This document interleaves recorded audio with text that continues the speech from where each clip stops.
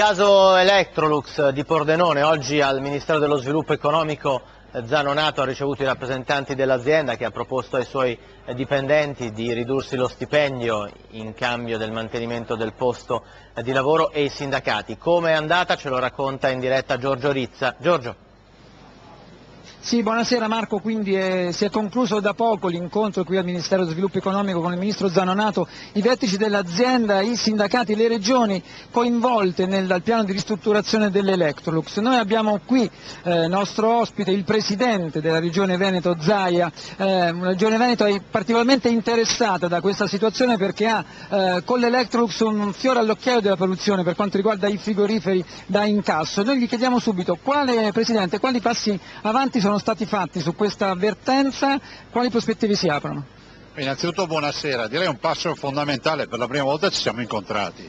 Chiedevamo questo incontro dal 12 di ottobre, si è finalmente avuto luogo e diciamo che noi vorremmo parlare nei prossimi incontri che si terranno da qui ai prossimi giorni di piano industriale, di investimenti, di progettualità.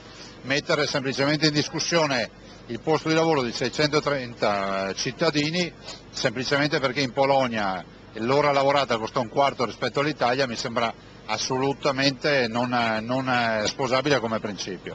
Come si è dimostrata l'azienda? L'azienda giustamente vive le conflittualità, le difficoltà di chi fa impresa in Italia, una tassazione media del 68,5% contro una media europea del 46%, si fa capire che comunque i nostri imprenditori sono degli eroi, ma lo sono in egual misura anche i lavoratori che comunque erano seduti e sono seduti al tavolo, dicono che vogliono fare la loro parte, ma non si può pensare che l'unica soluzione sia quella ancora di tagliare stipendi. Invece a proposito di soluzioni, concretamente lo Stato e le regioni cosa possono fare? C'è anche un problema di risorse?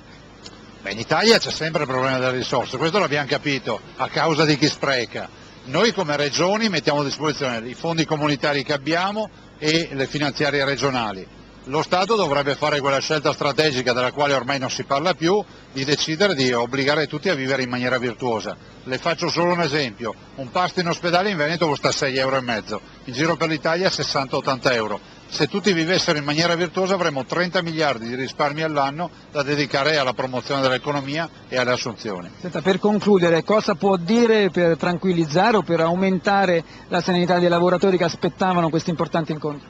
Che noi ci siamo, che dal tavolo ne è uscita una volontà unanime di trovare una soluzione e stando alle parole di Electrolux dei suoi manager non c'è la volontà di andarsene dall'Italia, adesso le parole devono rispondere ai fatti.